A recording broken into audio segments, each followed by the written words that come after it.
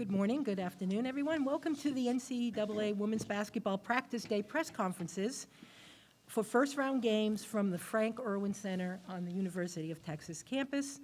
Our first press conference this morning is with Utah head coach Lynne Roberts and student athletes senior guard Drew Gylten and junior guard Brynna Maxwell. Coach, Drew, and Brynna, congratulations on your selection to the tournament. Coach, if you have an opening statement prior to taking questions, we'd love to hear from you now. Thank you. Thank you. I appreciate all of you being here, covering our sport and this great tournament. We appreciate it, and it matters. So I appreciate seeing you guys this morning. We are excited to be here, happy to be here. I'm really, really proud of our team for the season we had. The Pac-12 is, I think, the best conference in the country from top to bottom, and there is not one single game that's ever easy or a given. And so for our team, we have two upperclassmen here today with us, but the rest are underclassmen. For us to be here in this incredible league, I'm really proud of our team and excited for the game. Arkansas is a good team. I've known Neighbors. Obviously, he was at University of Washington in our conference for a while and made the Final Four there with them. A ton of respect for him. He's a friend of mine. Our teams are strangely very similar. I don't know if the committee had some fun setting that game up, which is great. I love it. So I'm looking forward to a great game, and we're just happy to be here, but we're not just content to make the tournament. We want to play well, compete, and advance. Thank you, Coach. And before we take questions from the media that are assembled here, I just want to remind people, and we have people joining us virtually. Thank you for doing that. If you have questions for the coaches or student athletes and you are in the virtual environment, you will be called upon after questions are taken from the folks that are here in the Erwin Center. Please make sure if you're joining us virtually to list your full name and affiliation on your Zoom identification to assist us on calling on you. Please use the raised hand function. I see some of you already have done that virtually if you wish to ask a question, and we will be back with you momentarily. Let's turn to our assembled media here. First questions. Any questions for Coach or the players? Just raise your hand if you do, and the microphone will come your way. First question will come from Jim Vertuno, Associated Press. Yeah, this is for the players. This site is interesting in that it's got 3 conference freshman players of the year. I'm curious if you could describe to me what Gianna's brought to your team and the matchup with Sander on the other side. Okay. Yeah, I can talk about G all day. Gianna her game is really interesting to me because she plays at her own pace. She doesn't let anyone rush her. She finds a way to get to the bucket and she has like a nose for the bucket. I don't know how she does it. I don't think you can teach that. She's just really good at finding ways to get, slither through to get to the rim or pull up. And she's an amazing shooter as well. She's one of the best shooters I've been around. She's fearless. She walked into the gym and she didn't act like a freshman. She had so much confidence. She's fearless. She goes out there and just does what G does, and it's really fun to watch. The sky's the limit for her. She has so much potential. Yeah, and just to add on to that, kind of like what Brynna said, I think if you watch her play, just her focus and her mentality is just she doesn't want to lose. So I think that's amazing talent to have as a freshman. And I think she just works hard. She's worked hard for everything she's earned. I'm not even kidding you. You could go into our gym at 7 a.m. on any morning, and she's in there getting extra shots up. So I think it's going to be a great matchup. We had that same matchup in the Pac-12 tournament when we played against Jada Curry from Cal. There was some controversy about those two, but she handled the pressure well. She doesn't really let that affect her and just plays her game and plays for everybody on our team. So it's going to be a really fun matchup between the 2 freshmen. And I think it's just amazing just having so much talent in such a big game. So it's going to be really exciting to play and to watch. Yes, next question. Please identify yourself and your affiliation. Jay Drew, Deseret News in Salt Lake City. For the players, you guys haven't played in 12 days, but you're kind of used to that with the COVID pause. And that. How will that affect you, and what have you guys been doing the last 12 days? Yeah, I think we had that happen to us at the beginning of the year. The new year, we got shut down a little bit for COVID. But I think it's just the mentality of this team and each one of us players. We are such a competitive team, just like naturally competitive, sometimes a little too much. But I think it's just the kind of the hype of March Madness and just us being so excited to get here and to play a new game and to play somebody different. So I think we've really tried to stay neutral this whole season. I think we're just going to carry that on to tomorrow as well. Just put our shoes on. We're stepping on the court again. We have our scout, and just not getting too high or too low. Just being grateful to play another game and to survive and advance here in Texas. Yes, next question, just identify yourself, please. Danielle Lerner with the Houston Chronicle. This question's for the players. With last year's tournament bringing up so much discussion about equity between the men's and women's games, just how would you guys assess where that is at right now and how you've seen it change over your careers? And is that something that you talk about amongst yourselves or even with other players in the conference? Yeah, I think this is our first time anyone on our team has been to the NCAA tournament, I think. And so I don't think we have a lot of experience with what it used to be like versus now. But compared to social media, what was going on social media last year, you can already see improvements. I think women's basketball has some great advocates out there. Sedona Prince is really good at, letting people know when things aren't right. And there's a lot of people out there that are like that. And I'm just really glad that the NCAA is listening and that they're making improvements. Still a lot more to be done, but there's definitely improvements happening.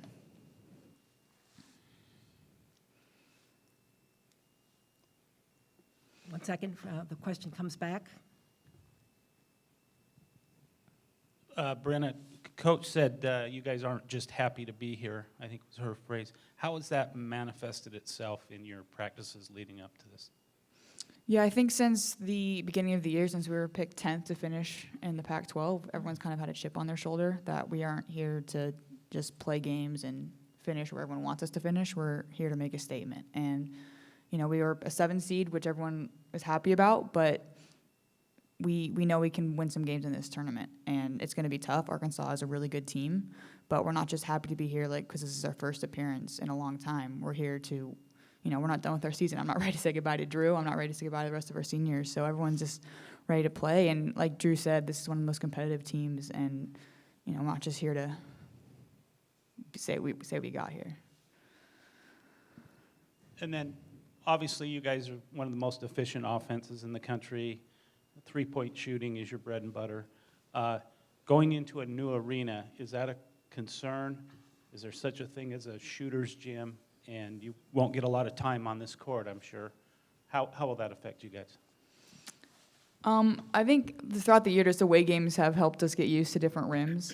Obviously, the Huntsman, our home gym, is the best gym for us, but you get used to playing in different hoops, different gyms. And, our assistant coach says, shoot or shoot, doesn't matter what rim you're shooting at. So I think everyone's going to adjust pretty well. We have time here to get some shots up, and we'll be ready to go for tomorrow. Yeah, I agree. Kind of the joke is, don't make excuses. The lighting, the rims are tight, new gym, new court. But I think at the end of the day, we have amazing shooters, and that's what they do best. And if they miss one shot, they're going to shoot it again and not take any second guesses of that. So I'm sure the ball will hopefully go in the basket tomorrow. We're going to continue with questions here with our media in person before we go to our virtual environment. So stand by if you have questions for the Utah student athletes and coach. We will get to you momentarily. Next question here in Austin is coming from Jim Vertuno, Associated Press. For the players, and maybe, Coach, you can address this later, but you are in Austin. I know it's all about basketball, but you are here in the middle of the South by Southwest Festival. It's kind of a big deal here every year. I'm wondering, are you asking for any time off to go wander around, check it out? What can you do? Yeah, I think it's really fun coming to a new city. It's new for a lot of us, and a new state. I don't think any of us have asked if we can go wander around. They know better. Yeah, I think we just know better. We're here for the tournament. I think it's cool that it's in such a neat place. But yeah, we're here for basketball. We're here just to to enjoy it, but also win a game. So that's kind of our focus right now. Maybe after the game we can do something else. But as of right now, it's all focused on the game. Yeah, it's a business trip, first off. Any other questions for our two student athletes before I switch over to the virtual environment for some questions for them? All right, I'm going to take a question from Trevor Allen, who is virtual. Trevor, you should be able to ask your question now. Yeah, for both Lynn and the players, this is obviously new for you guys coming to the tournament. Are there nerves that are already starting to set in as you guys are creeping closer to this game? Not for me. I think what I have shared about this group all season is how they have shown up every day the same. They've been incredibly steady and consistent. And as Drew mentioned, they stay neutral. We all do. After a huge win, the next day is the same as if we had, lost a heartbreaker. So they show up the same every day, and that's what they've shown in this break. It was nice to get some rest and get, try to get a little bit more healthy. We've had some, struggles there. I'm sure everybody's going through that. But no, I'm not nervous. Maybe I should be, but I'm not. And or maybe it's abnormal to not be, but I'm not. And I think, the course of the season, your team shows you what their character is and what their identity is. And these guys have just been so steady. And they've approached each game the same way. I have not seen nerves from them at all, which gives me great confidence and kind of following their lead in that. So no, I don't. I'm excited to be here. I'm ready to play. It's been like Jay said, it's been 12 days. So that's a stretch in the middle of to not be playing games. But so there's excitement and anticipation, but not nerves. Thank you, Coach. Trevor, do you have a follow-up question for student athletes Drew or Brynna? Yeah, just the same thing as far as nerves coming into this. This is their, first time coming to the tournament. It's a little bit different than the Pac-12 tournament. So is there, what is going through your mind as you are, going into this game? I think as a senior and a leader of this group this whole season, we've tried to put in place the fact that we don't put pressure on one player. I think that's our strength because we have so many scorers and so many different weapons that not one person is pressured to, I have to be the leading scorer this game. I think our balance is so strong, and that's what makes us the best team that we can be.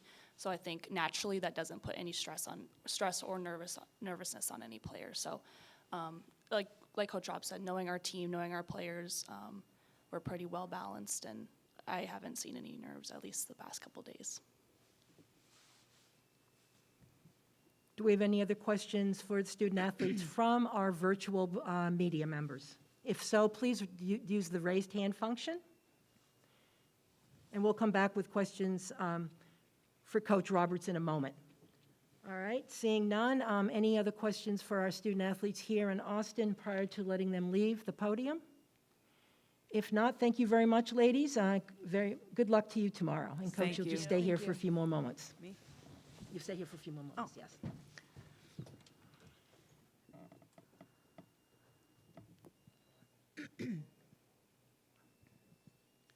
Lynn, as far as you guys being here, and this is your 7th year, you got back, the patience that administration at the U has shown your program, has that made a difference as far as your being able to get back here? Yeah, and I think, 3 years ago we were 13th in the country at one point. We've shown competitiveness. But yeah, I don't think we've been a bad team for 6 years at all. I think we've done some good stuff here. But yeah, I couldn't feel more supported administratively from our. And it starts at the top, from our president to Mark Harlan, our athletic director, Charmel Green, our deputy AD, and my boss. I think the thing that I love about being at Utah is that women's basketball matters. And, you walk into our facility and that shows. I love that. That's one of the reasons why I wanted to be at Utah. no one puts more pressure on me than myself, and I appreciate expectation. I want it, and that's just who I am. And if no, it's like the adage of if a coach stops coaching you, you're in trouble. I want that expectation. I want people to care. I want people to want us to be great, and we're there. I mean, we're not to the top of the mountain, but we've turned a corner, and I am grateful for the support, and that's a huge reason of why I love being at the U. Next question will come back to Jim Fortuno from the Associated Press. Jim? Coach, I was asking the players earlier just about the talent level of the freshmen here. If you could speak to what Gianna's done for you this season and her matchup with Sander in this first game. Yeah, I mean, both those guys are such good players, and similar styles with Arkansas, and Mike and I have the similar philosophy of if you can play, you're going to play. I don't care if you're a walk-on senior or a highly recruited freshman. And you've seen that with Sanders. She's a talent. She's going to be a beast in the SEC. But Gianna for us has been, and I think you heard them say it. She's just so steady. She's competitive as heck, and she'll get frustrated with things, but she doesn't let that affect her game. And I think there's 1 or 2 games all season where she didn't have quote unquote a good game. Typically these talented young players, they might go 7 for 10 one game and then 2 for 10 the next game, so they average 10. But Gianna hasn't had that, and I think to Drew's point, no one on our team averages more than 9 shot attempts a game, and so Gianna doesn't feel the pressure of I have to score 20 or we don't have a shot. I think pressure is a dangerous thing, especially if you're young. So I think the team balance has really helped her just kind of do what she's able to do, but then who she is and what her talent level is has taken her to the next level. But she has the intangibles that kind of separate the opportunity to be great to elite, and I think she has a chance to be elite because she's competitive, she's really humble, she wants to be coached, she doesn't think she knows anything. Like you'll talk to her and you'll realize that she is 18, and she's just the sweetest kid in the world, but yet just a lion on the court, which is a fun balance, and she's just been a joy to coach. And I know, when you have a freshman that's your leading scorer and all those things, sometimes upperclassmen can get a little, potentially a little bit jealous or whatever, but who Gianna is and how she doesn't think she has all the answers has made everyone rally around her. And you mentioned earlier the matchup against Mike Neighbors. I'm wondering, when you saw that come up on the bracket, did you guys reach out to each other? Have you talked? And Yeah. Just based on your familiarity with him, what are you expecting from his team? Yeah, we did. I've known Mike a long time. He's a really good guy. I think he's been a great pioneer for our game. He's an open book, and he's very, confident in what he does, and so that allows him to just kind of share what he knows, and I respect that a lot. There's no kind of paranoia or anything like that with him. But, we've always kind of had similar teams in terms of style of play, and it comes from this similar philosophy that we both have. But yeah, I did think to myself, I know, the committee probably enjoyed putting that matchup together, but we're both, I've said this, but we're both kind of nerds at heart that try to act cool. We both love the analytic piece, studying things, just kind of geeking out on stuff, and in the numbers part of it. And then what you see, big picture is the style of play. And, my philosophy has always been the goal of the game is to score more points than the other team.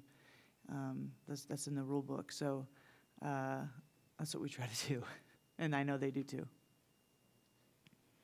Before we turn to our virtual media members, is there anyone else here in Austin that has a question for Coach? All right, we'll go back to Jim Viterno again, AP. Coach, I'd come to you with the earlier question about the equity issues with the NCAA after last season. What's the conversation among coaches heading into this tournament? What are you seeing? What are you expecting? I mean, we've already got the March Madness behind you, in the trademark. That's great. And so, what is the conversation among coaches heading into this tournament about the equity issues and where the NCAA is and where they're going?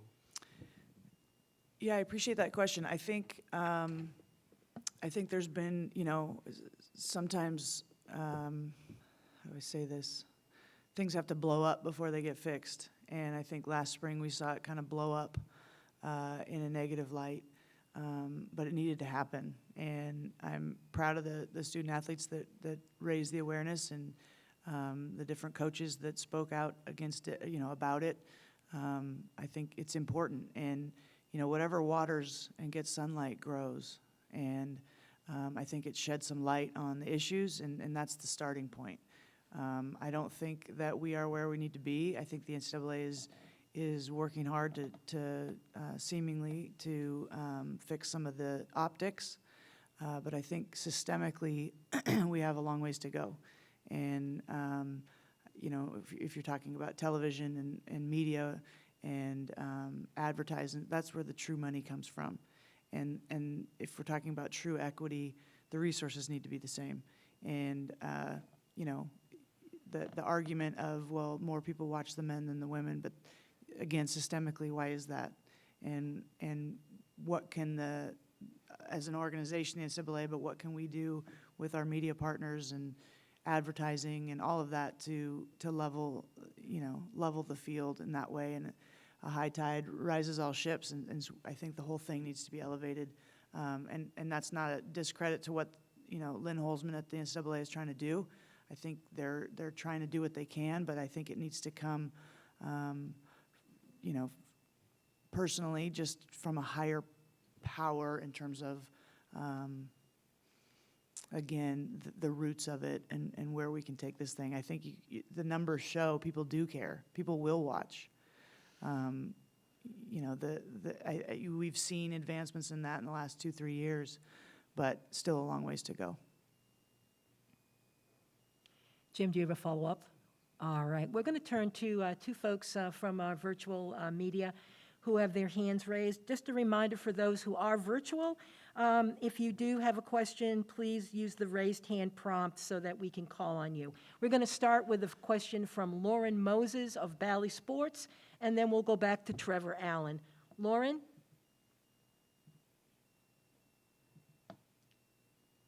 Hi, Coach. This is Lauren Moses from Bally Sports. I do want to piggyback off of the equity question.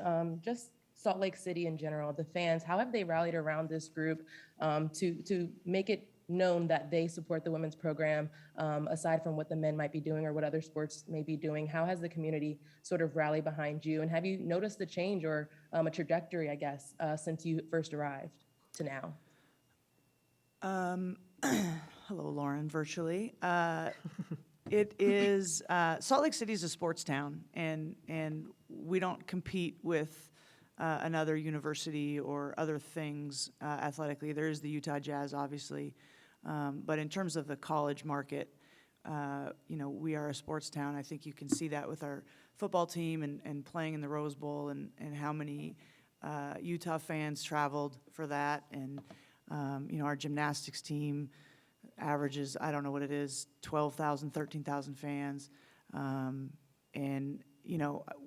When that was one of the goals and one of the things that when I took this job, I saw the potential there in Salt Lake City of, this is a sports town, but you have to give them reason to come want to watch you.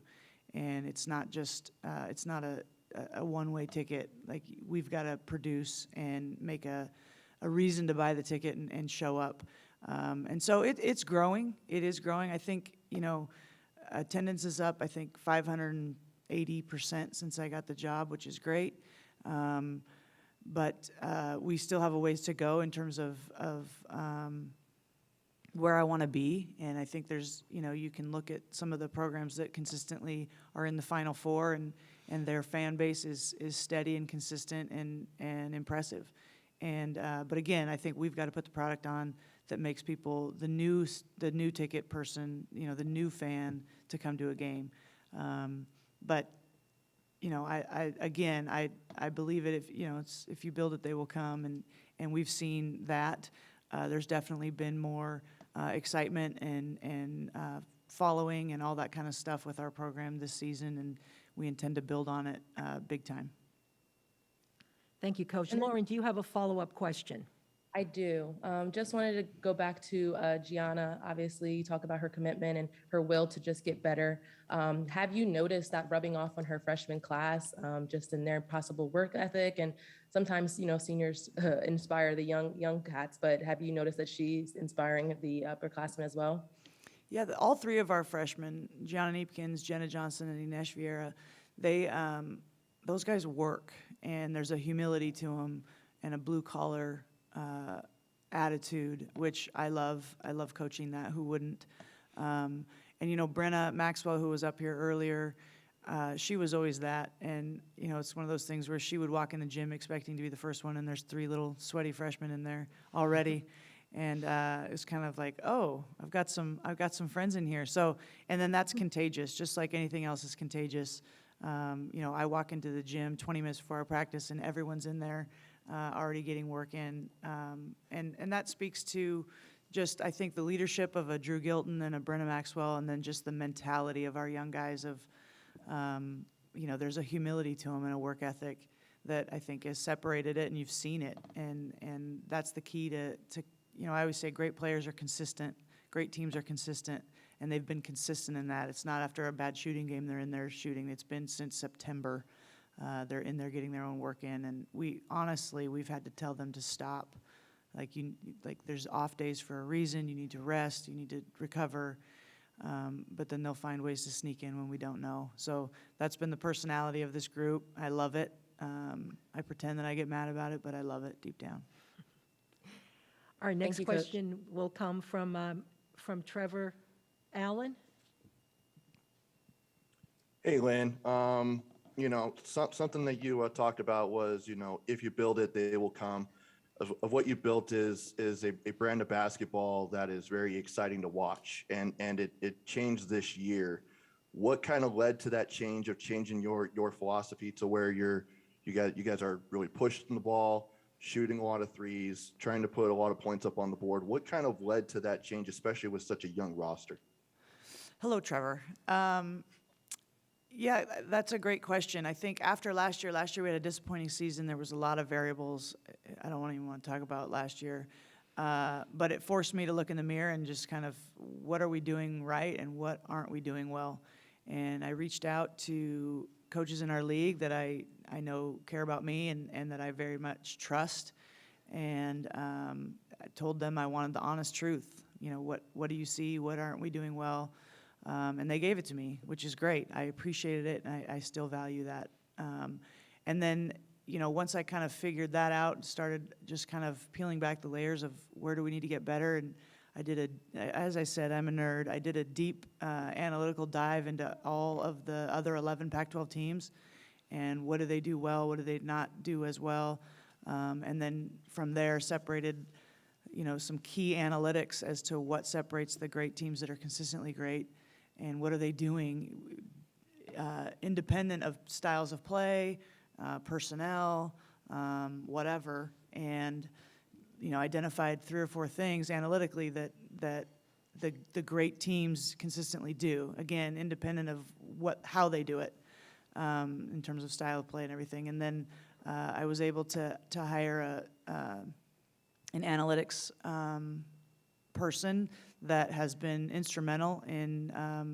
identifying how we can then so just like pulling it back to where, okay, how? Okay, so now we know this. Now the question is how, and we've changed everything in terms of the players. As an example, the players don't get a regular stat sheet after the games. We don't meet after games. They don't look at them. I don't even know if they know how to read them. We've created our own, we call it a smart box, and it's a way to evaluate and quantify the things that matter and the things that I identified as winning basketball. And so they get those instead, and, you know, it like, for example, instead of assists, it charts good passes. So instead of assist hunting, we're charting if you made a good pass. And not, you know, it's not like 50 a game, but a pass that maybe is the right pass, but it doesn't get you the assist. It might get the assist in 2 more passes. Stuff like that. 50-50 balls, we chart, you know, if you have a chance to come up with a loose ball or a big rebound, we chart that instead of your overall rebounds.